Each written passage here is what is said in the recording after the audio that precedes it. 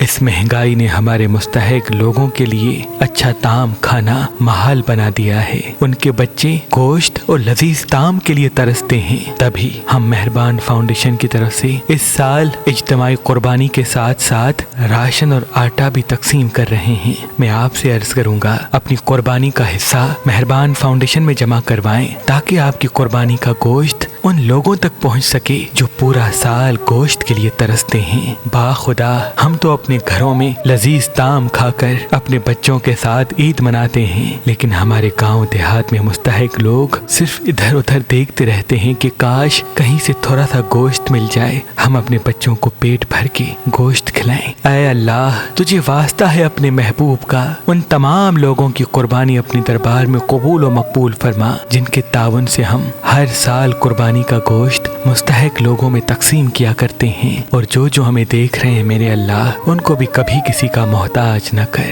آمین ثم آمین۔